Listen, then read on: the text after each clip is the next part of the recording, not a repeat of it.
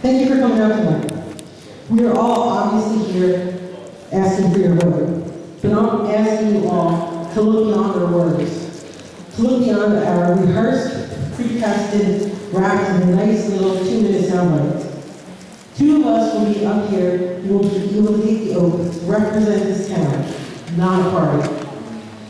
This is a pivotal time for Red Bank. So many believe that this is not a town that needs to be run by one party.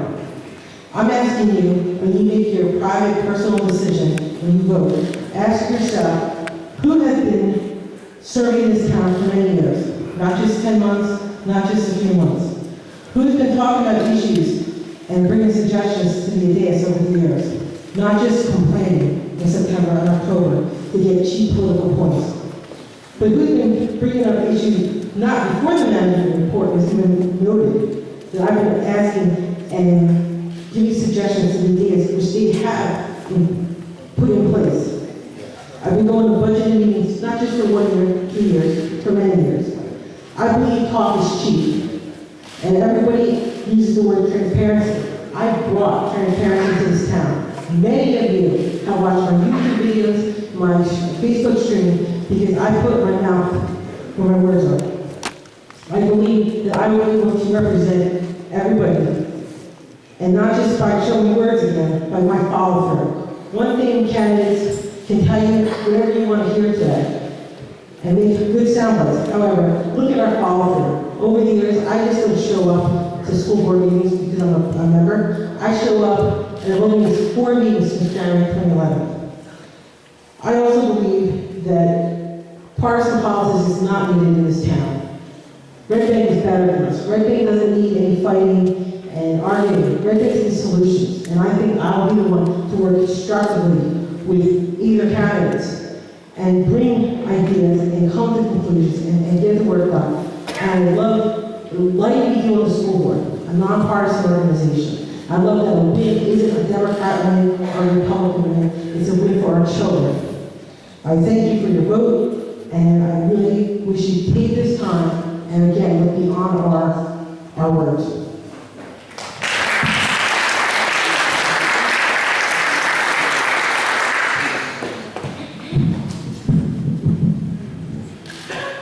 Hello.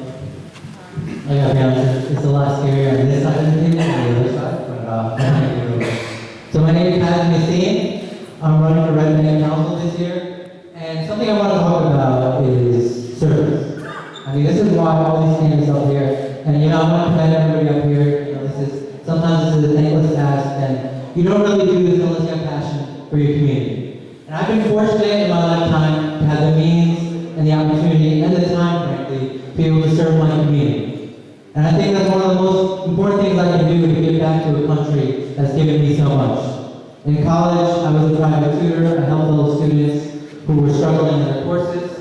I served on the first aid squad. We served many retirement communities. When I came to Red Bank, I submitted my application to be on the planning board.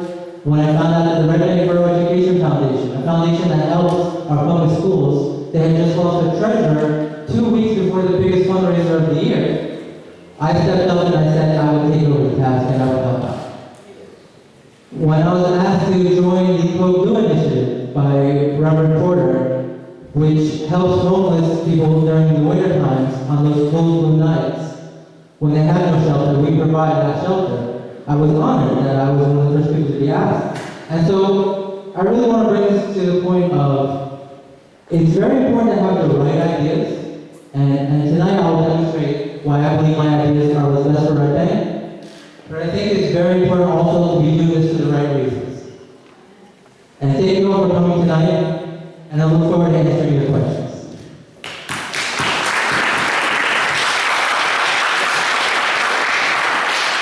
Good evening, everyone. My name is Kate Chigiano. I liked what the mayoral candidates did. They dug all the way back to their childhood. I won't go too deep into it.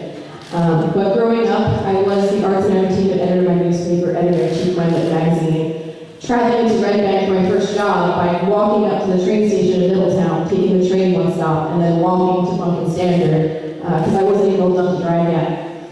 I went away to college, I came back home, I got engaged almost right away to my husband. And at the time, we were living in his parents' basement, and we were both waiting tables. We didn't have a lot of money, but we knew we both had a really hard work ethic and a really great good spirit, and we knew that we would be able to build ourselves up from there. And by 2013, 3 years later, we bought our first house in Red Bank together. We chose Red Bank because it's where we placed our first concerts together. It's where I went ice skating growing up. It's where I did everything as a kid, and I loved the culture and the diversity. And I grew up in Middletown wishing that I lived in Red Bank. We had our son in 2014, Otto, and I found myself remembering when I was younger how my parents were involved, how my mom was a dead mother, how my dad served in the army, how my family had done all these things, and I realized that I needed to get back into that to make the world the place that I want Otto to be in. So my son is 1 month old. I attended my first Red Bank Council meeting, and anybody can ask me that they haven't been able to get rid of me since. I'm now chair of the Environmental Commission. I serve on a zoning board. I'm the outreach director for a nonprofit that actively registers voters across the aisle. I'm a part of numerous coalitions and initiatives in our community to create safe streets, to create a better community, and to create our diverse community openly communicating with one another. Running for council felt like a very natural next step for me. It's an honor to be on the other side of the table tonight. I know what it's like to be on this side. I can tell you that this is a really wild experience. I'm honored to have many of your support, and I hope that tonight, after you hear my answers, that I will gain anyone's support that has not met me. Thank you.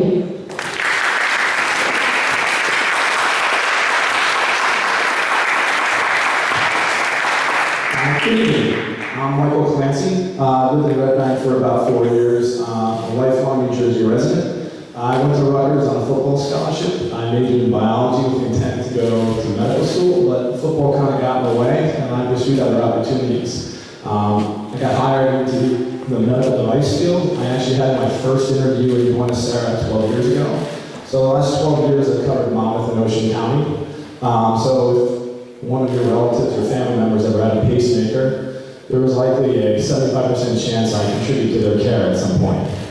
The first 7 I worked for St. Jude Medical, the last 5 I worked for Medtronic. I'm going to read my company's mission: to alleviate pain, restore health, and extend life. And I live that mission every day when I take care of patients. When I conduct myself with character, morals, and ethics, and I will never do anything to a patient that it's not the right thing, and that's how I conduct myself with character. The real reason I came to run is going to go back to 2009. I went back and got my MBA at Rutgers. It was there I met a man that was probably the most influential person in my life. He taught me economics. He got me to read the Wall Street Journal every morning instead of checking fantasy football stats. And it was this love of economics and public policy that made me want to get off the sidelines and come out here and do things to make things better, to look at things the way they should be instead of the way they were being done. And I believe that as your elected council member, I'll be able to do that. The last 4 years, I've served on the Housing Authority, and I'd like to continue doing that and the things that I've done there when I get to council. Thank you.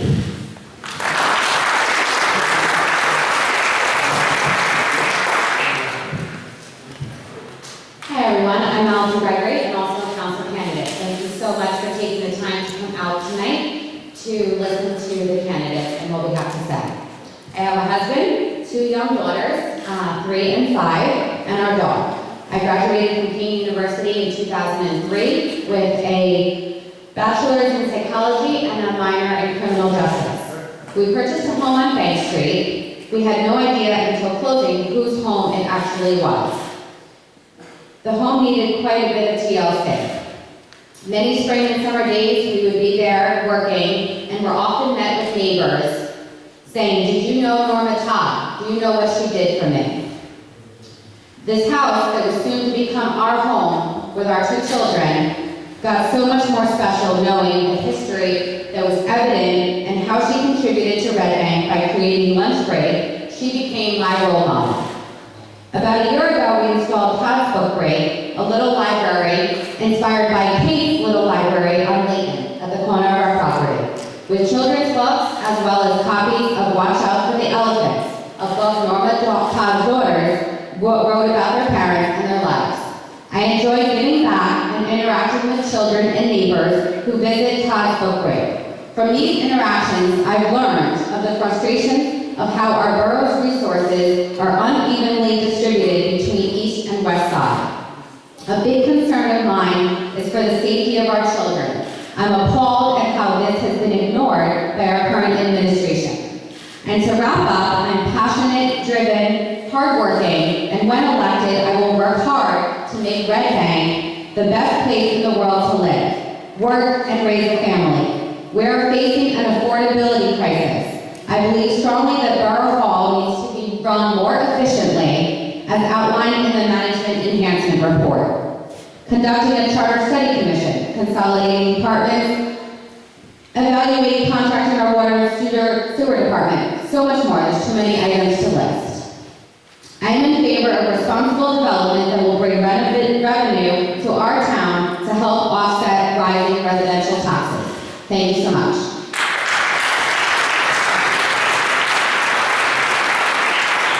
That was great. All right, so this is the time for questions. If anybody has come in late, just going to go over the ground rules again. Please ask a question, please be succinct.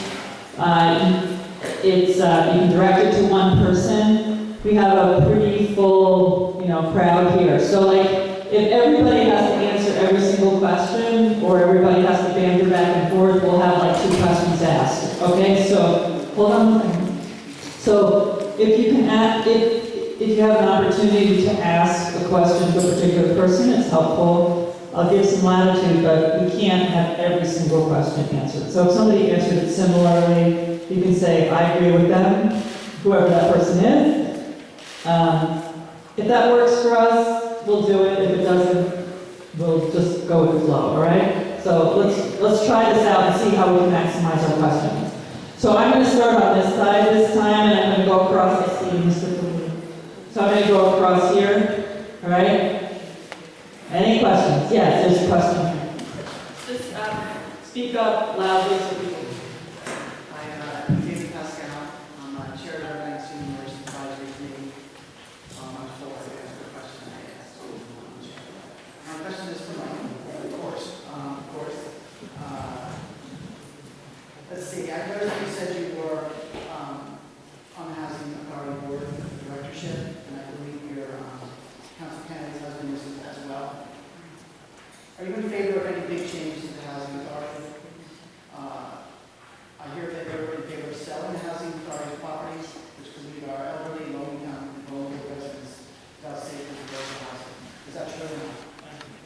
Here, I'm going to give you this, and if you guys could keep this mic, this is going to be your mic. Dave, thank you. That's a terrific question. No, I'm not in favor of selling the Housing Authority. I've suggested at times that maybe we sell the property, and if we could get a better value for that property and move the Housing Authority somewhere else, we would do that. One of the problems with doing that is it's so close to the river, apparently you can't build the new Housing Authority building anywhere else. In the last few years, I've worked in the Housing Authority using RAD grants to try to improve the properties because they're in desperate need of revitalization. If you've ever walked through them, they're just really in terrible shape. Every time somebody moves out, they basically destroy the property and they patchwork it together the best they can. We desperately need more funds, and the HUDs have shut down many of the money we can get there. We came right close to the end with RAD to redo it, but the deal that we were going to get was no good, and it was the decision by the Housing Authority to back out of the deal, so we're now looking for other streams to try to fix up the Housing Authority. I know the mayor has come out and talked about some of his affordable housing programs to work with us, and hopefully going forward we can do that, as we recently just got a new executive director, so we're kind of in the mix, but these things take forever, unfortunately, with everything in government, but I'm not in any way in favor of getting rid of the Housing Authority. There's definitely a need in our town for that. Okay. So here's the question, and then I'll come to you. And then, again, be succinct as possible. My question is unfortunately for everybody, I think it's brief. I'd like to hear just quickly your view on development in general in town. Are we underdeveloped? Are we overdeveloped? And in particular about the practice of declaring particular lots blighted so that we can rezone them much more generous. And they want to start? You know what, I will start out by answering your question, as I did make a video that probably most of you have seen. that property that you are speaking of had boarded up homes. I am absolutely in favor of development that will help our town, bring more revenue into the town, and as long as it doesn't hold up developers for longer than it needs to, because I think bringing development into areas that are just sitting there absolutely makes sense as long as it's smart, responsible, and brings parking to the residents where they would be living. So one of the things you said when you used the term blighted. No, we've not done that in Red Bank. You're confusing the term. In 2013, Chris Christie gave us the ability to designate an area in need of redevelopment. So, a flat surface parking lot is the least valuable use of a piece of land, so that would qualify as an area in need of redevelopment. Many of the areas in our town are in need of redevelopment, and we can do it correctly and smartly. We have a lot of buildings that were made prior to 1950 when they didn't have central air conditioning. We have a beautiful train station, and we don't take the value of it.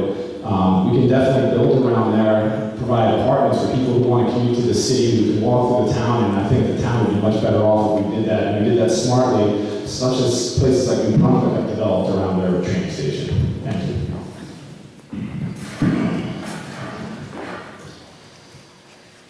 Development is great, however, we also have to think of our infrastructure. How much can we take on? Our water, our sewage, our roads. We obviously know roads need help. I think this comes back to my original point, is follow through. We need to have a clear vision of what we want and make sure someone follows through and sticks to what they say they're going to do. Having a development, we must also take into consideration the local housing. West Elm, I spoke about years ago, when they had local housing, a few of those vacancies, those people were not put in West Elm. It was a list of Craigslist. The low-income housing residents were put throughout the town. If a developer is going to come into this town, they need to make sure that everybody can access these great community opportunities and residencies. But again, I think everybody also needs to first make sure, can we withstand the infrastructure? Because that is an unknown. And that is going to build a builder. One word, you build the best brownstone. They're building the brownstone right across from my house. But can they withhold the sewage? Can they hold the roads? I mean, we just can't build to build. We need to do it smartly. But again, it comes back to holding everyone accountable and follow through. So just for my own knowledge, are we sitting or standing? Alright, I mean, I'll stay consistent, I guess. I don't know. So I'm on the planning board, as I mentioned earlier, and the simple answer is, of course, smart development, not overdevelopment. But what does that actually mean? It's a very nice catchphrase. What does that actually mean? So as far as the development that I would like to see, those include blighted areas, like you mentioned, or those include dilapidated areas, things that would add to the benefit of the town rather than developing for the sake of development. So one of the examples that came before the board, I believe last week, was the VMA area, where the engineer brought forth a plan that increased the density that we were expecting of the area. We were expecting about 60 units per acre, and he bumped it up to 70, and then he included about 12 bonus items that would allow a developer to up the density even further for simple things like adding solar panels or bike racks or something like that. And that's something we struck down immediately and sent it back to the drawing board, because the whole issue of development, while we can stay straight on parking requirements, the traffic is the biggest issue. And that's something that's very difficult for us to regulate. So we have to be very cognizant of that, and we have to be very, very, very vigilant on that. So again, to summarize, I'm in favor of smart development, but not overdevelopment, and not development just for the sake of it. Hey, we spent a lot of time on this question already. Much of what you said, staying vigilant, staying sharp, making sure that our boards are, appointed and they care about where we're going in the town. We're lucky that hasn't currently on the planning board. And making sure that our town maintains an identity. We don't want to be just referring to New Brunswick haphazardly or another town. We're Red Bank. And we need to have a vision and define what that really is. And we need to keep the public engaged and informed and keep understanding where we should be going in the future so that we maintain our identity.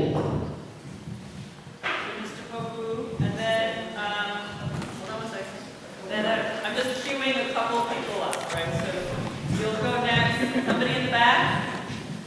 Anybody in the back? Okay, then I'll come over. Okay. And then you. All right, go ahead. All right, this question for Ms. Gregory. Nobody disputes that Red Bank is being gentrified rapidly. Pierce Village in, Long Branch removed a lot of poor people from choice property. So there is property here that traditionally, like the Tops, they lost to foreclosure and all that, and there's a dwindling black population. What would you do if elected to stem that flow of poor black folks moving out of Red Bank? So I live diagonally across from you. I know you were not in favor of the River's Edge townhouses. I think that was a great development in an area that needed new homes to go up. I absolutely am in favor for doing it the right way. I'm not at all in favor of kicking people out of their homes. There's been no eminent domain that's taken over Red Bank. As you're pointing out, Long Branch and Pierre Village is eminent domain. So that in no way has anything to do with the development, I guess mostly on the west side of town. So not looking to kick anybody out, we need to keep Red Bank affordable, we need to keep the taxes, lower the taxes so people can stay in town, but in no way is eminent domain taking over Red Bank. My name is Mr. Garrison. I'm just throwing a question at whoever can answer. Should any of you all become a councilor in Red Bank, what would your priority be? Would it be to make Red Bank better, or would your priority be to make sure that the residents in this town are treated fairly? And I'm asking this question because I'm thinking about what President Kennedy said when he ran for president back in the early 60s. He said, it's not what the country can do for me, but it's what I can do for my country. I've heard a few people make mistakes about how they would do the town, how they consolidate departments to make money and stuff like that. But are you going to do that at the people's expense that live in the town, that pay the taxes? Are you going to come up with other ways and means of finding these results? The biggest thing that I think needs to be focused on in Red Bank is code enforcement and safety for our residents. There's a lot of homes that are not kept up well, and that is just not safe. It's just not safe at all. There's a lot of homes that are being used as boarding homes, single-family homes, where each bedroom homes a family. So coming back to the residents, it's about safety for our children. My children go to school with children that live in boarding homes and single-family homes in Red Bank. It comes back to code enforcement. It comes back to the residents. But if there's a fire, you're not going to save these families in these homes. So absolutely the concern is the residents, code enforcement, safety, crosswalks, more crosswalks in town, more lighting. I drive down Red Bank at night, it is dark. I'm door knocking now, it is dark. The lights are not proper. So absolutely the residents matter. So you asked an either or question, but I don't think they're mutually exclusive. I think you can do both easily. I think a lot of things that we had in Borough Hall, and we're doing things wrong and are holding us up. Like many of the projects in town, like in Rumford in general, was held up for 10 months. Nobody benefits for that. That's rateables and taxes that we could have had. The town benefits when those taxes come in there. When we don't have any property taxes go up, we have to make up for that. We can fix other things like tax assessment. Every time the tax assessor over-assesses us and we lose in court, we really get hurt by that because we already paid the school taxes and we have to pull 100% out of the borough taxes. So if we can streamline Borough Hall, reduce inefficiencies, consolidate departments, go into shared services agreement, that's beneficial to everybody, to the businesses, to the residents. So it's not a mutually exclusive thing. I mean, I want to make Borough Hall better for everybody. Where were you guys? Where were you guys the last couple of years when there was issues in town? Where was anyone standing up when the 5% tax rate came to vote? I didn't see people, I saw you guys there, but I didn't see anybody stand up. You know, these ideas are great. Code enforcement is one of your GOP candidates' committee, if there's a code problem. Where, it comes back to great ideas. Obviously, we're all here to talk about great ideas and what we want to accomplish. We all can talk. Hell, we all talk a lot. We're candidates. That's what we did. We go to doors and we Speak talk. for yourself, not everybody else in the room. Excuse me.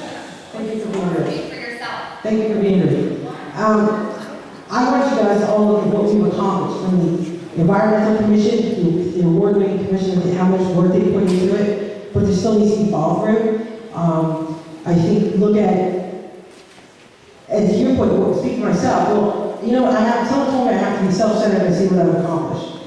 I've accomplished and worked with the council, not berated them or yelled at them, but able to work with them constructively. That's why I got appointed by Democrats as a library trustee. That's why I get appointed to other commissions in town. Because I don't go in and think I know everything. Because if everybody was perfect, I'll give you $10. Please pick my lottery tickets if you're perfect. So the bottom line is, you need to make sure you have people that follow through and will collaborate and work together, and not just finger point when they want your vote. But when you do it, when you have some true service, is when you do it because you want to do it, not because you want something in return. So I'm going to echo something that was said that I wish I had known person said it first, but it's not mutually exclusive, like my opponent, Ms. Clancy, mentioned. I think there's a lot of things we can do that serve both the town's interests and the residents' interests. One of the things, so I've knocked on close to 5,000 doors in this town, and one of the things that I've heard from a lot of people is they'd like to see more community events. And so one of the things that I had suggested that involves a community event would be something along the lines of a job fair. So in this town, we have a dearth of businesses. And we also have a dearth of students in high school who are looking to either go to college or looking for a career. And I think one of the things we do is match the two. We bring the business community, not necessarily just matching employers and employees, but we let the business community mentor our high schoolers and our 25-year-olds, help them, lead them to a career path, teach them what kind of internship skills they need, what kind of interview skills they need, that kind of thing. So those are things where it's beneficial not only to the business community, the residents, and the town. So I think there's a lot of things along those lines where we can do something that benefits everybody. Ooh, we have run the gamut. The question was, one more time, because we just went through there was a lot going on there. What was it? What government can do for the people? For the residents. Okay, great.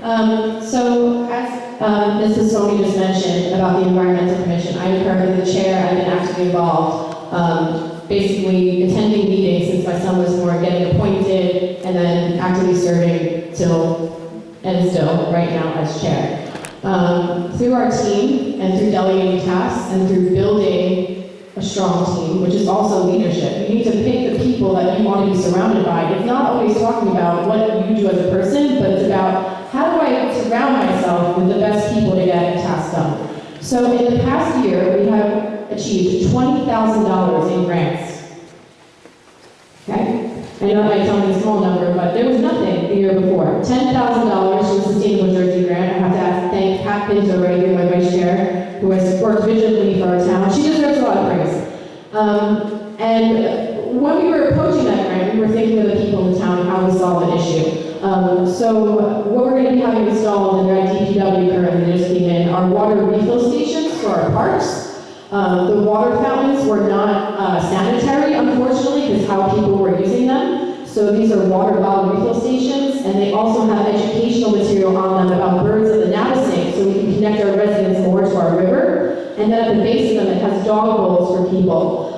So when I think about residents, that's really a whole encompassing project. It's something that we wanted to see, it's something that we worked towards, something that we applied for through government, and it's something that we follow through on. More recently, our second $10,000 grant that we just earned as a team is for tactical urbanism in our town, where we look at our streets and we think, what can we do in the short term? What can we try out as an experiment to solve the issues of our streets?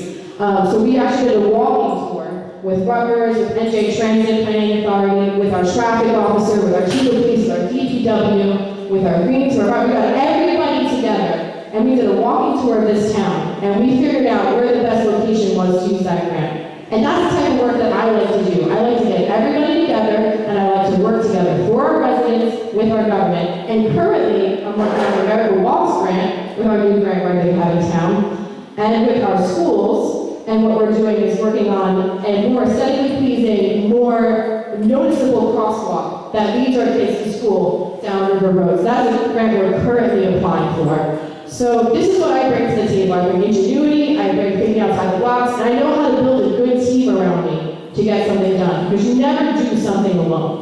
So for that, I just want to say I'm very grateful to the Environmental Commission for everything we've done.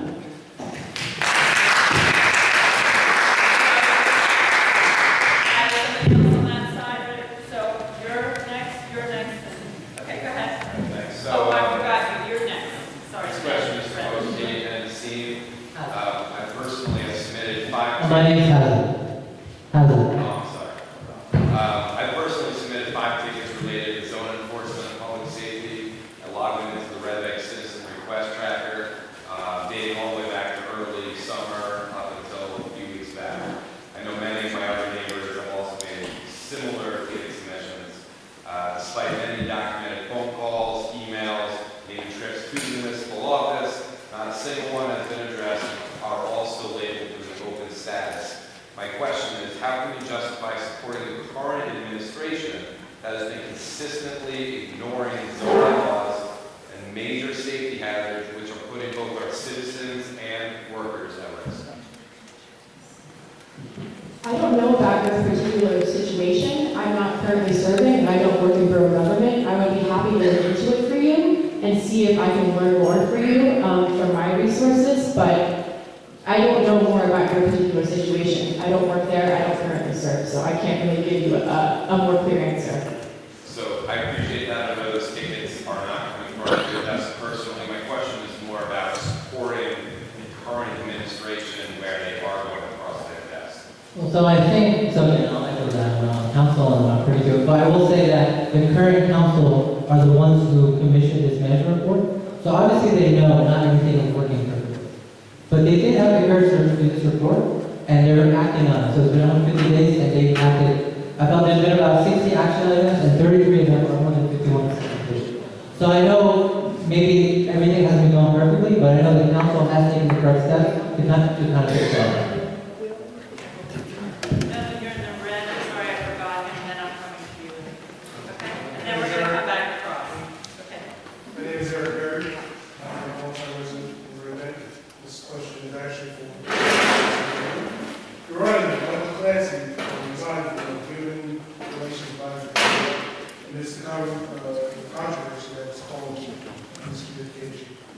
Many people will approve the message, but send regarding the message threatening and politically violent, especially since it's aimed at children. With that in mind, why are you running for? Are you referring to the council meeting where my daughter was sitting on Michael Clancy's lap? No. Okay, so can you reference what you're talking about? This was in reference to You know, the fact is, I am proud to be running with Michael Clancy. I think that he can do a lot of great things for Red Bank, on council, together as a team. And I'm proud of that. I'm proud to be running with somebody that has a lot of business background. He's smart, he's capable, he's efficient, and he knows how we can get things done. He's hardworking, and I know that he will keep his promises that he is making here tonight, that he will follow through, as will myself, follow through with everything that needs to be done to make Red Bank better. Apologies, but I am not aware, I was not there that evening, so I cannot comment. You know what? The thing is, we're not going to do this tonight. The fact is, it's about Red Bank and what's making Red Bank greater. Ms. Gregory, sit down for one moment. So, if somebody has a question, they need to, so the question, she answered the question as she chooses to. It may not be a satisfying answer to you, but that's her answer, so people should take that information.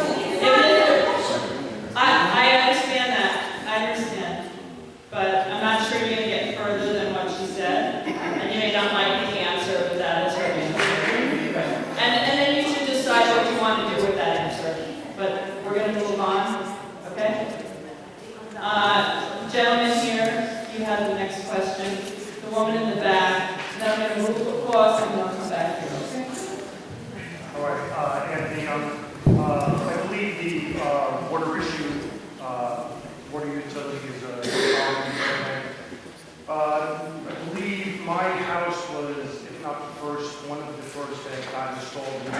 water meter.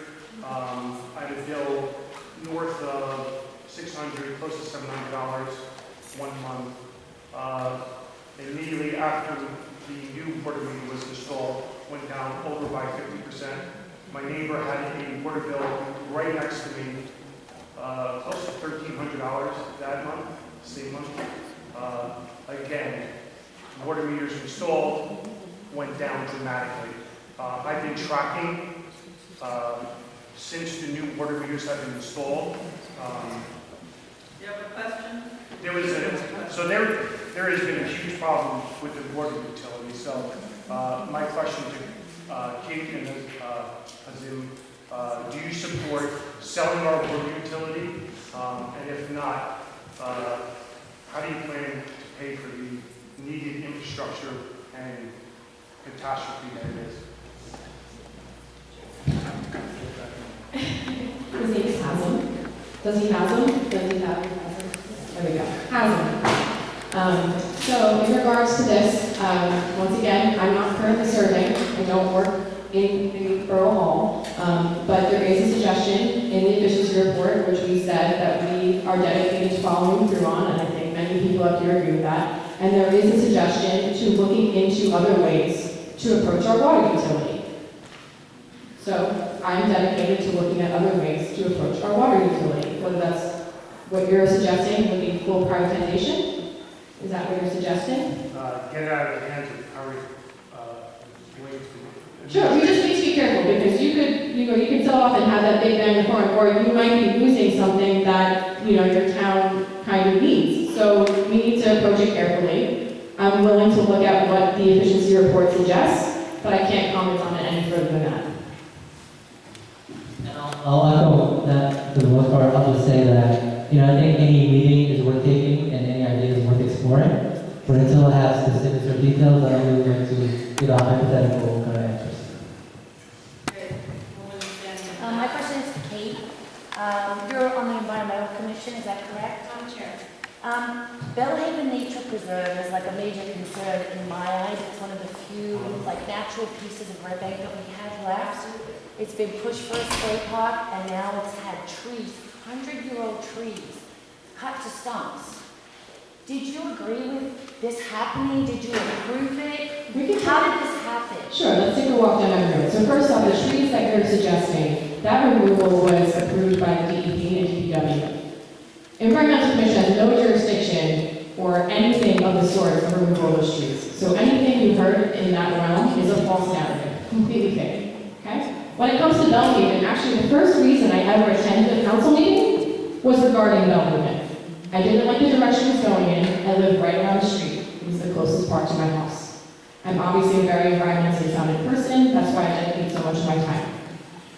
We fought the direction of Bellhaven, many people, and what came of that was a great relationship of people on both sides. And when those people came together, we came to a common ground. And that's the plan we currently have for Bellhaven. It's an observation deck that takes in the nature around it. It's more environmental features. It's scaled back in the cost of the project. And we're looking towards, from the last public parks and recreation meeting I went to that anybody could attend, we were talking about grant opportunities for the play features in that park. So if there's anybody that cares about Bellhaven, it's me. I've had to discuss it. It's been at the forefront of everything I speak about for the past 4 years. What you're saying about those trees is inaccurate. I don't know where you received that information from. I saw it myself. I just didn't know how that happened. Sure. Well, it's not in my jurisdiction. It has nothing to do with me. And I can honestly say that, if you wanted to talk to the DEP about how they approve removal of trees, that's somewhere you can go for that. But I have nothing to do with that. Okay. So, did you want to say your response to that? You may. And then I'm going to come start swinging back across. Okay? Go ahead. Just to one point what Kate was saying, it was, we have all these committee meetings, there's so many meetings in this town, I've gone to so many, levy, zoning, planning, environmental commission. One thing I would like to see is transparency, is when we have these meetings, to have an agenda, to know if they're going to be talking about, in their case, this park, that is on the agenda, so to go to that meeting. Because everybody has lives here, some people are working 2, 3 jobs, some people are so busy. So to your point, I think it's great that you guys are doing so much, but I wish that all the committees were putting an agenda up so that people can know, hey, I want to go take part in this park because this is the one by my house, or I want to go to take action on East Side Park, or whatever, is someone's interest in town. So again, it comes to transparency and making sure everybody has a voice, but people need to know when they can speak up. 100% I agree with what you're saying. I think as a municipality, we could have something where instead of Sue having to go to meetings and filming them, our own municipality could be doing that at our meetings. Okay, so I'm coming over here and then I'm going here. Okay. I didn't forget anybody, right? Good evening. My name is Lisa Wilkerson, and I live with this morning of this meeting where I have a question and I just have a comment. I'm kind of piggybacking off your question about the housing authority.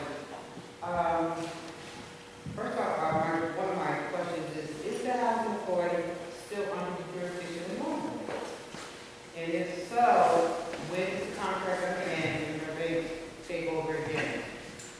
Also, talking about redeveloping or redoing the housing authority, has the housing authority thought about the tax credits? So it's not under the jurisdiction of Long Branch. We outsourced the executive director to be managed by Long Branch. So the Red Bank Housing Authority, which I'm the commissioner on, oversees it. The Long Branch just, the executive director follows on the, they don't control what the housing authority does. The contract is still in effect. I can't really disclose the discussions of whether we're going to keep that contract going forward. It could be, we renew it every year, so it does come up in discussion whether it's worth doing it. What was the second question? Talking about tax credits, we're talking about, what basically you said something about lighted areas and, I'm sorry, your name? Housing. So it's Red Bank, is the housing authority. So one of the things I brought up was working with the go ahead. Well, the housing authority are, so I was speaking about tax credits, is that, that's the way to help your authority. So the RAD project did use tax credits to get that done. Otherwise, we wouldn't have been able to get it through. The problem is that the tax credits you get for the size of the housing authority that Red Bank has is not very high. So if you did that in Long Branch, where they have a 400 unit, they get much higher tax credits, it's something like 12%. And that's kind of the reason why we've been stranglehold. We really haven't been able to do very much on that end. And going back and forth with RAD has been a real struggle to be able to get anything done. And the proposal that was done to us that included tax credits had us giving up the ownership of the land and leasing it from them, and we found it was not really a good deal for Red Bank, so we backed out of it. We hope to work with the borough with some of their affordable housing credits to work that forward. So, but those are things that I can't really discuss at this point. Okay, you worked with the Affordable Housing Alliance in Eatontown, and what about the housing in Red Bank? So you're talking about Cedar Crossings? We're the property manager for Cedar Crossings, but that is closed. Those are all privately owned at this point. We do have some oversight, and we're trying to work with the borough to fix some of the problems that are going on there, but we really don't have much power to do anything with Cedar Crossings. I'm going to move on. I'll come over here, but somebody's. Go ahead. Hi, this is actually a follow-up question to the redevelopment. My name is Gay Steinberg, I live off Locust Avenue. So one of the things that I hear is redevelopment, increased density, increased number of people to bring tax revenues in. With the exception of Sue, nobody really talked about infrastructure, but none of you talked about the impact that would be to the school system and the cost of putting additional schools into Red Bank to absorb the additional students that will come in with this amazing high-density development that is being discussed all over town. Can you, each of you, just briefly talk about how you believe Red Bank will be able to keep the tax base down with the fact that they might need to build new schools with all the additional children? You don't have to go down the line. I think if you're smart with how the development is done, you can attract a certain kind of person. For instance, I think we have a very high demand for apartments in Red Bank and a very low supply, so that's why a lot of the apartments are very expensive. if you build certain kinds of apartments that attract millennials that want to be able to walk in town, hop on the train, go to the city, that we could bring in more tax revenue without bringing a burden to the school system. So I think that comes with, one, getting a new master plan, and coming with a strategic vision for what we want Redback to develop into. So that all ties into the same thing, and it should absolutely concern when you're making these decisions and planning going forward. Anybody else want to respond to that? Yes, everybody. I would actually agree with my running mate, Michael, that it has to be strategic, it has to be thought out, and absolutely we don't want to burden our schools any more than they already are. They're already overcrowded. But the best way to go about it is strategic and in a smart way that attracts, like he said, millennials and people that don't have children. Our board president for the school system, Dr. Stone, actually went to the council, of course, speaking to the board first, about having some kind of partnership. So the developer comes in and it's going to attract people with kids, that they would give the school some money, work hand in hand as not a grant, but access to a school. Because in some towns, when you build the condos, they also build a gymnasium, or they build in addition to a school. Obviously, our schools have many issues because of the funding problems and the problem with the charter school. Our children, I mean, I could go on and on about our raising kids and the opportunities they have. And our children is really a purpose in this town. Our education system gets better. Our house value gets better. And our education system in the last couple of years has jumped. Our kids just aren't learning. They're growing and in strength. And people believe in our school so much that we have so many great partnerships with the Kennedy Center, with the Count Basie. There is so much talent resources in this town that makes our school so great, and it's a resource. So I know why people want to come to this town. And we got to welcome them, and we got to make sure there's real ways to work with the town to make sure that when new developments come in, that there is a plan to work to help sustain some of that growth into schools. Because we got to make sure every kid is educated, and don't get me started with fair funding, because I'll give you another 5 minutes.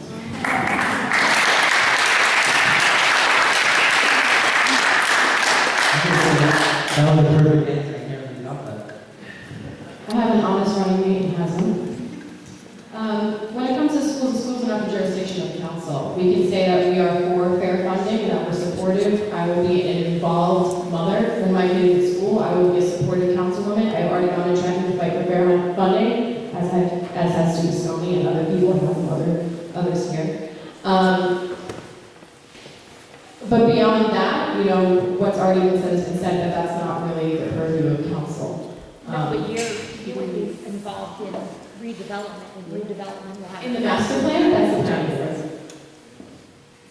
On the council, I mean, whoever pushes redevelopment has to think of the cost associated with additional schools, if additional children come in. Right, I hear what you're saying. I'll just add one thing.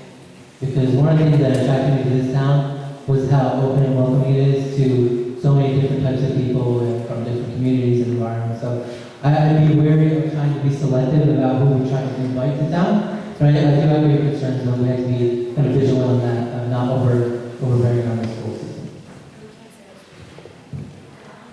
All right. Over here, and then I'm going to come back over here. Go right, you've been waiting a while, I'm sorry, sir. Ask your question, and then I'll come back. Sure, two good questions for everyone. Number one, and this is for all of you, do you support Redbank becoming a sanctuary city? We've had time in this town, we've had constantly children committed in this town by certain people who shouldn't be here. So just a very quick yes or no answer on do you support, do you think Redbank should be a sanctuary city, number one? And again, just, I know it's just very racist, homophobic, blah, blah, blah, blah. We all know that's where you go. I know, but it's just there. And then number two, specifically, and I'm not talking about activism, right? I'm not talking about just registering voters or anything like that. I'm talking about specifically what are your professional qualifications and how they translate to Redback at your home and sole businesses. You know, just what specifically in your professional life would make you a good council member? Good to see Sean Soma. Okay, so we'll start with the first question, which is about sanctuary cities. I think the reason why Mr. Stone is asking that question is because I was at the forefront of our inclusive town movement in our town. I am very proud to have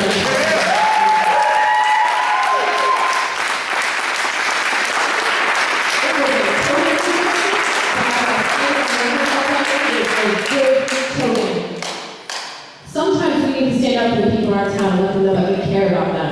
And everybody there knew it was a token. Everybody there knew it wasn't giving them protection from ICE. That was made perfectly clear from the top to the bottom. But we went there that day and we just wanted to tell everybody that we still care about them, that we're there for them, and that as a community we want them to feel safe and secure. And by doing that, it makes our town safer. If you look at our report, our crime is down from 1,100 calls to 300. So this increased crime is a powerful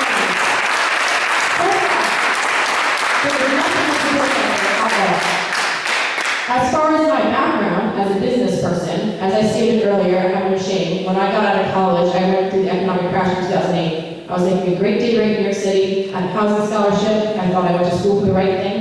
I was having a great time, and then the economy crashed and I had nothing. And I was never allowed to complain about it because adults said, well, at least you didn't have a family. At least you had this. Well, guess what? I lost my future. I had to move back home, move into a basement with an husband, and work myself up as a waitress. Looking forward now, we've lifted each other up. My husband's been at Apple for 7.5 years. I came back, I became store manager on Broad Street in Red Bank. And when I could no longer work that retail job because I had to work around my husband's hours once I had my son, I started an online retail store. Still a fledgling of a business, but around the holidays, it does help us keep afloat with that extra money we need to buy other people presents and to do the right thing. And I've worked every job in this town that you can imagine within my kid's school schedule. I've worked at billing and checking for an eye doctor. I've worked under environmental grants. I've done everything I can to support my family. I'm adaptable, I'm resourceful, I'm a great thinker, I have great experience, and I will bring all of that to council. Thank you.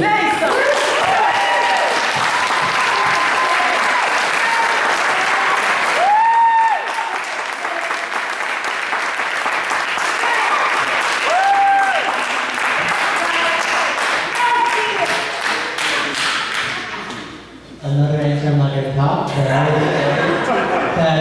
100% completely support my running mate, and I'm very proud of what she was able to do and what she was involved with, and I'm 100% behind her on that. As far as my qualifications, so in 2014, December 2014, I founded a solar tech company, and I hold about 2 solar patents with a third one pending. And so I understand what it's like to found and start and run a business in New Jersey, small business. So I think on that side of things, I'm fully qualified. And I would say that may be my biggest qualification. And you sold that company? I sold it, yes. For profit, after 3 years.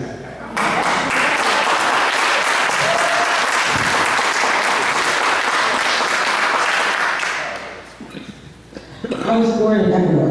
I don't usually tell people that because I believe I'm a citizen here. And I love Red Bank. However, I stay with the chief of police. You know, sanctuary city is a word, but the chief of police believes that what is now is the safest. Giving false hope, unfortunately, to all these namesayers and haters will give people a false sense of security. Now, Red Bank is the most open-armed, loving community. If someone needs help, people are there. 2 weekends ago, people raised $1,400. People were handing in pennies and dollars. I'm a person, if I walk down the street, people might say, why don't they call ICE on her when I'm walking my dog or something? So I understand how people are judgmental, but I really believe that we need to support our chief of police. As far as qualifications, went to Rider, got an accounting degree, got a master's degree. I got my first job at a general register company in accounting. I went to school for accounting, stayed in accounting. Accounting to you, as my dad would say, are bean counters and boring people.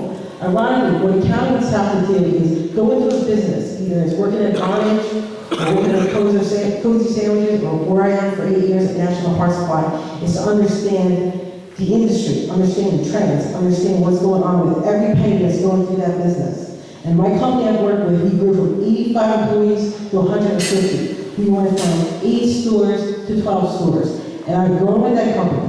And other qualification is, just like every other school board member, we go to training for budgets, we go to training, we're supposed to be in Atlantic City this week going for training. We are highly trained in what we need to do, and for us, we have to encompass all the different aspects of the school. Just like I help with Albert over here with going through border issues. And anyone that talks to me, you give me something to research, I'm gonna look into it. I don't wanna prejudge. So dissecting a problem, looking at an issue, regardless of what it is, I love to know where the dollars are. I love to know where the pennies are. I am a born accountant.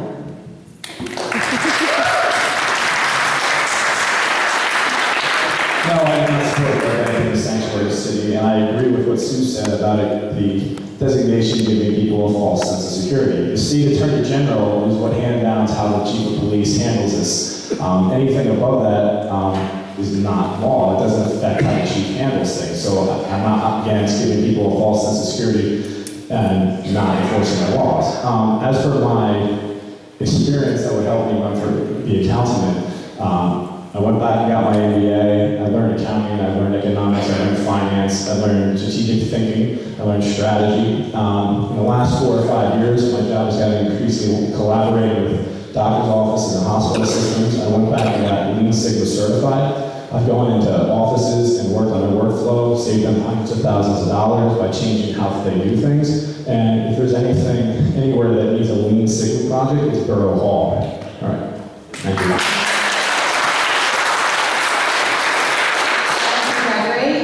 I would say that I am with Michael and Sid. Same thing. I'm not for Sanctuary City, but I also will piggyback on their answer for that. As far as my qualifications, I have been a realtor in Red Bank. I've been a realtor for over 11 years. I've been a realtor at Resources Real Estate for 6 years since their office opened. I was the #1 buyer's agent in Red Bank last year for the county. I do a lot of business in town. I see a lot of homes in town. I'm on target to be 2018, that same status for hundreds of thousands of agents. I sell the most amount of homes in Red Bank. So I'm proud of my town. I work hard. Before I was a realtor, I was a corporate meeting planner where I planned and executed meetings for 10 people to 2,000 people. I did financial budgets for that, and I feel that I'm more than qualified for this position. I'm excited, I'm a hard worker, and I will keep my promises that I have outlined in my campaign.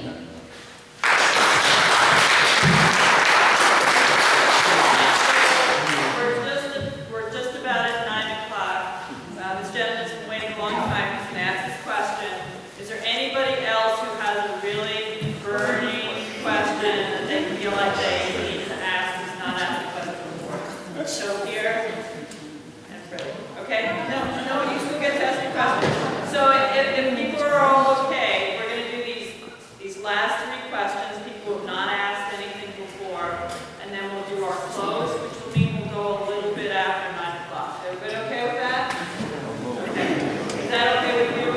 Oh, you're good? Okay, go ahead. My name is Albert. He's got a speed, so.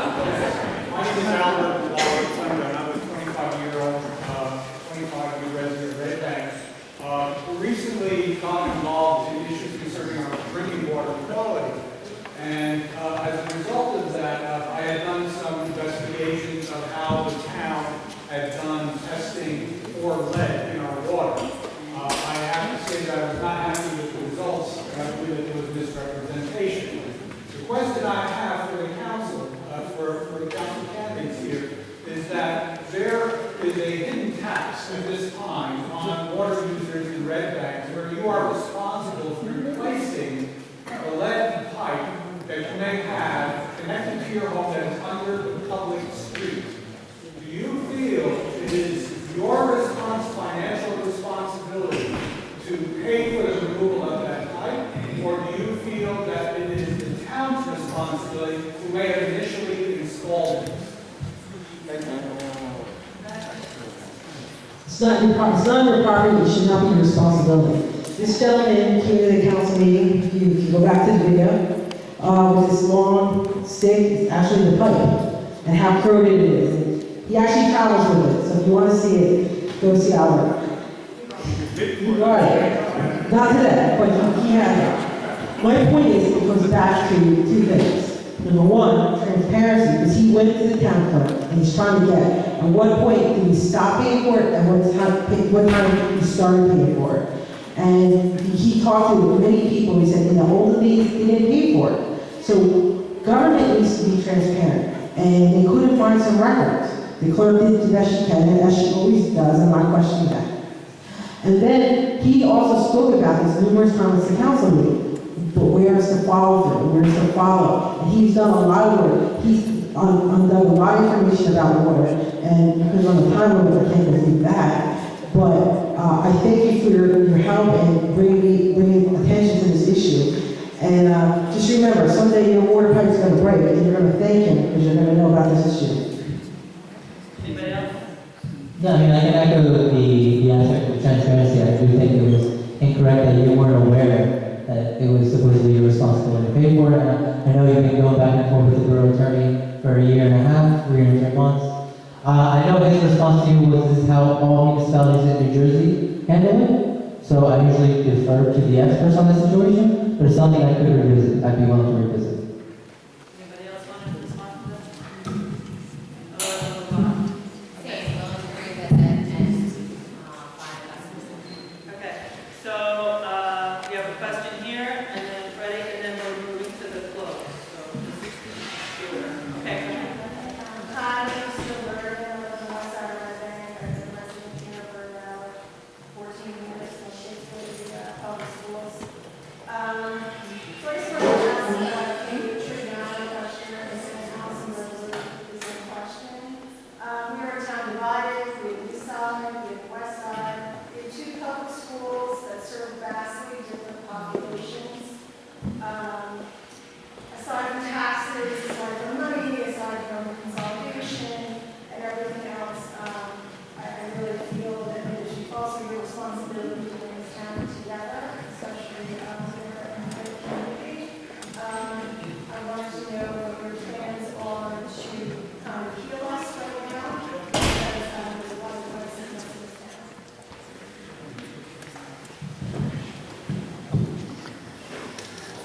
So I want to clarify what exactly your question is. So east side, west side, I don't see the dividing factor for the school system.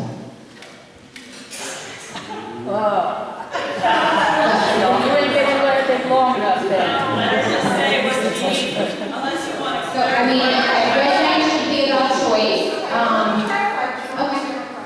Yeah. Sure. So my question is, we are a divided town, and the school system wasn't the whole question. It was just a way to explain my question. I'm saying we're a divided town. We have the east side, we have a west side, we have railroad tracks that literally divide our town. We have a charter school on the east side, we have a public school on the west side. What can you do as a council person to outreach our immigrant community to provide some kind of unity within this town? Because you will maybe represent our town. So as far as the charter school, there is a weighted lottery currently. That's not my question.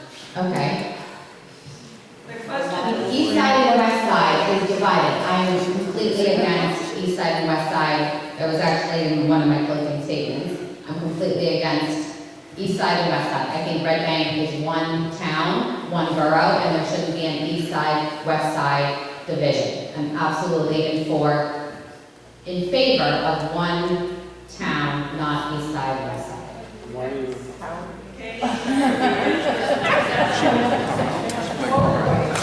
All right, that's on my so I'm okay with having the east side and the west side. I think that identity is important, and we need to embrace each other's identities, and that's actually when we become whole, not when we embrace our identity. When it comes to creating unity with the immigrant community, it's called being a part of the community. It's called having friends, listening to their needs. I would think it's a very simple thing to do.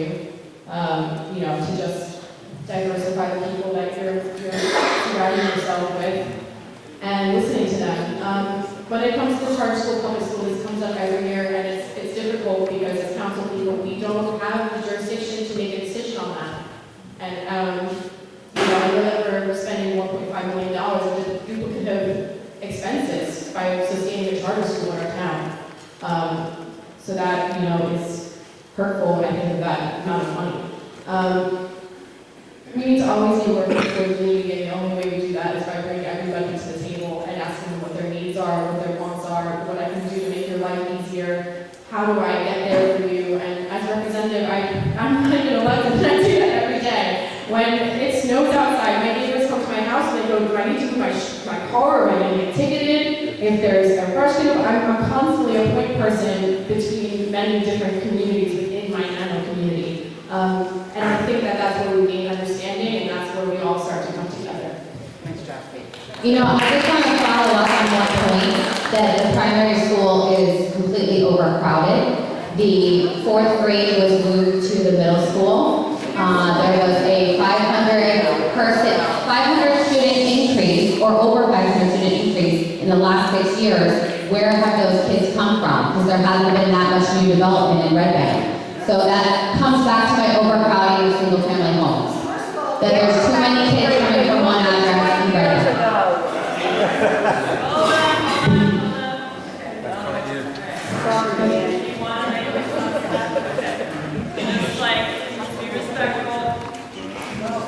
Kids come from love, first of all, so that's where kids come from, love. We gotta love our kids.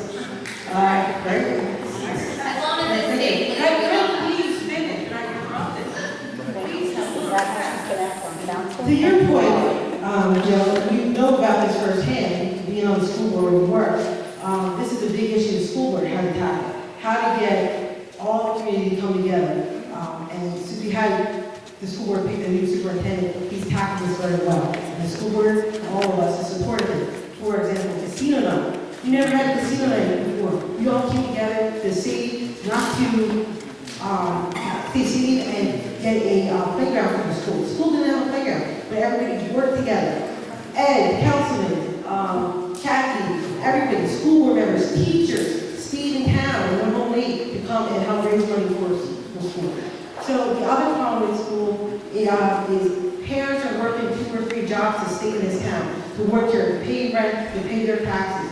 And there's a lot of outreach programs that are going on, and they are getting more involved, the whole community. It's not just the Latinos that are too busy to work, it's also everybody else in this town that's been too busy. But now that people are investing in the town, now businesses are like, how can we help you? What do you need? What can we do for you?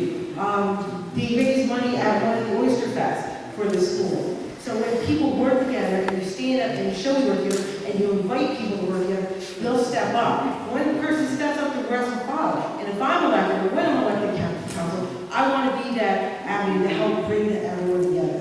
Because, yes, I'll be honest, I don't know Spanish, but people look at me and say, she's Spanish, she doesn't belong here. She's Spanish, I bet she doesn't speak English. You know, I speak English, maybe not always so well, but I speak fast. But I believe that I could be a great leader in this town to show leadership and to show people that it's very important to be there for our children and their parents and work together. There's no, yes, east side and west side. Let's change the name of that park. I'm tired of using that as an example. Let's call the park something else. We are a community, and I love this town. And this is a great town. I want to represent everywhere. School, public, council, meetings, library, wherever. I'm there.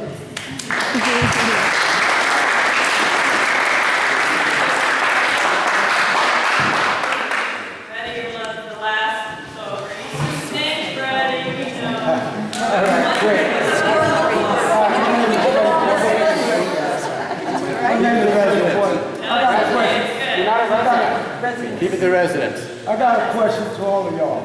Excuse me? It's okay. Keep the questions to Let him residents. answer the question. I got a question to all of y'all. Councilman, what do you think about hiring outsiders coming in this town, making this kind of money, paying taxes in other towns, and you're raising the tax in this town for people in this town, and some people can't even live. Their kids can't even get jobs in this town here. Do you think it's fair? Do people understand the question? I'm not sure if people understand the question. If you're trying to rephrase it, I'm sorry. What I'm trying to say is, come to be a councilman, and you got other people, you got jobs open, but you don't come in the inside of the town, you hire outsiders for jobs, and you're paying them good salaries. You're paying them good salaries, they live in John Doe, and paying the taxes down there, and people in this town struggling to pay their taxes, and their own child was raised in this town, can't get jobs down here in this town. If you look around this room, all these people voted for y'all, not the outsiders that's coming in here getting the jobs and going somewhere else to pay the taxes. Is everybody clear? Why aren't we hiring from within? I mean, pretty simple. We want to hire the best person for the job, hands down. I mean, the people who are serving these jobs are serving the residents. They're serving this town. We want to make sure that they're the best quality that we can find. Now, I would love if all of them were Red Bank residents, but sometimes you just got to hire the best person for the job. Does anybody else want to make a comment? I think you got that there. I completely agree. I mean, you post a job, whoever the best applicant is, who has the best resume, who's going to provide the best services, that's the person you hire. You know, there shouldn't be a restriction on where you live to get that. Does anybody want to add something to that? Otherwise, we'll move to the vote. Okay, so is it a really burning question? To comment on this question.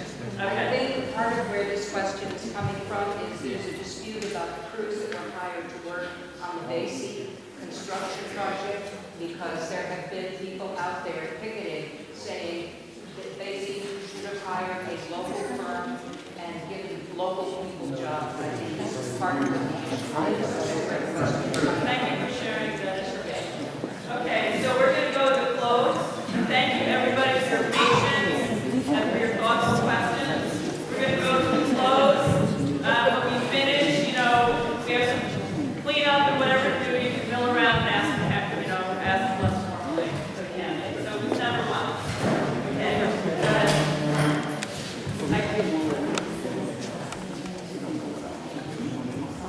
I have to move on.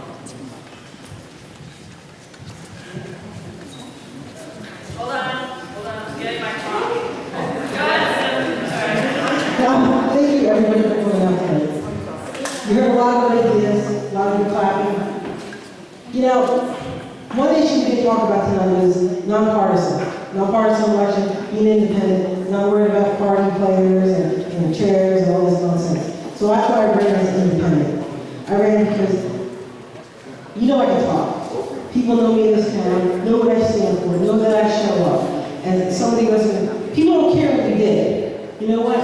What I did shows how I offer what I'm going to do and what I want to do and how I want to serve you all. I have a decent resume, I think, in this town. I think I play fair. I think I'm a bottom line kind of person.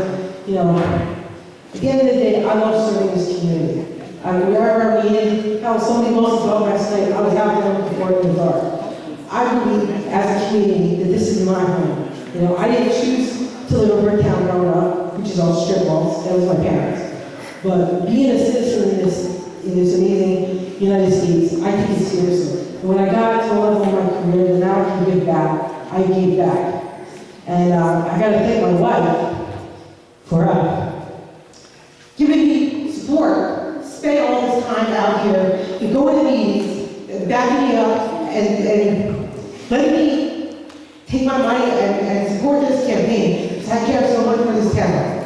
So, if you want somebody that's going to follow through and work, and not give you any of this BS, and not going to play games, and you want someone to stand up for you, for what's right, you got your person right here. Because I've done it. The tax rate, the fair money, not just 1 year walking around with a pin in a hat, but multiple years.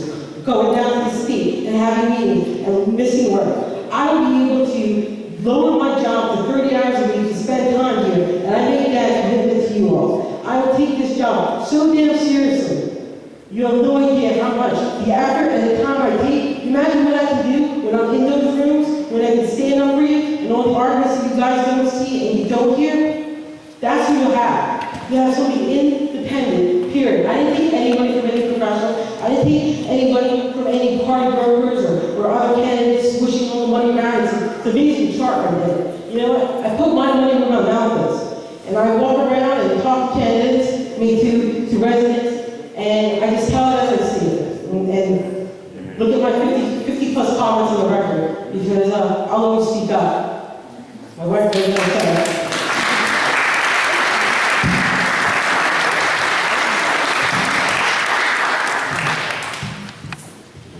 I have no background in politics, and I never imagined that I might find myself running for Borough Council. What I am is a mother, a wife, and one of the top real estate agents in Red Bank. Initially, my reason for running was concerns for children and families living in incredibly unsafe boarding house-like conditions, with entire families living in single bedrooms. Children like my children that go to school with my children in real danger. This is not normal. I don't come across this in other towns. Along the way, I've learned more and more regarding the borough mismanagement. I work with builders, developers, families, moving in and moving away. I work in downtown and see the problems we have. Problems with parking, certainly a lack of parking is the obvious, but in addition, the uneven enforcement that deters visitors and businesses from coming. The amount of quarters anyone visiting Red Bank needs to shop is insane. We have a beautiful downtown. We have an incredible people creating events that are constantly bringing patrons in. The municipality should be helping these efforts, not hindering them. The management report, as everyone has said, is scathing. That should be the focus of guidance of everyone on this stage tonight. It's been largely ignored by my opponents until now, and embraced by myself and running mates since the beginning. Tonight we saw our opponents, one who moved here for the express purpose of running for office, the other is more concerned with pipelines in North Dakota than making Red Bank more affordable. I'm focused on changing the way things are done in Borough Hall to improve the quality of life for all our residents, reduce the tax burden that's been recently raised, increase revenue so we have extra funds to support our green spaces and our children. East side, west side lingo? Absolutely, that needs to stop. It's one town, one borough. It should not be east side, west side. And I believe that the west side gets an unfair advantage over the east side. A lot of the resources are unevenly distributed. If I'm elected, I will change that. We are a community. We are one Red Bank. Thank you so much for your time, and I appreciate your support on November 6th.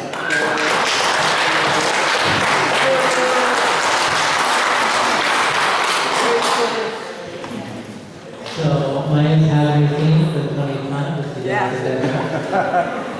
so thank you all for coming out here. You've heard a lot of the questions and a lot of the answers, I think you have a good idea of where we stand on most of the issues up until this point. But I think we really need to be thankful for the town that we're in. I think one of the reasons I think this town was, it represented the perfect microcosm of what I feel America is all about. You have all these different ethnicities and age groups and peoples and faiths coming together as one community. And I think that's why most of us have stayed here. And I think that's why we have so many people like yourselves coming out on a Tuesday night, taking time out of your day to because you're invested in the future of the brand.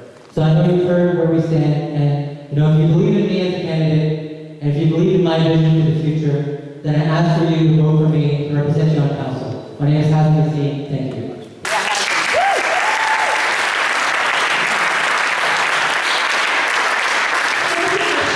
With you all tonight, and I noticed that our opponents have shared their thing on your seats. We've been leaving these door knocks, we've been knocking out since midsummer. So let me just go over them quick, what we started with since the summer. From the river to the roads, Red Bank's next chapter is about connecting the waterfront and downtown. Beyond clean water and green space, it's about smart planning that attracts visitors but preserves residents' quality of life. Committed to government efficiency. We pledged to follow Red Bank Borough's 2018 Management Enhancement Report that will reduce personnel costs, expanding access and opportunity, building on Mayor Mendes' successful revitalization, we continue developing new parks, expanding youth recreation, and increasing public access to the downtown. And lastly, leaving things better than we found them. We understand that this isn't a permanent position. This is a position that you come into and you leave things and you leave them better than you found them. It's really as simple as that. Our walk card kind of lays it out pretty clearly. So I think we share a lot with you tonight about what kind of candidates we are, how we'll serve you. I will maintain my accessibility. Half of y'all know exactly where I live. So thank you so much for being here tonight, and I look forward to serving on council.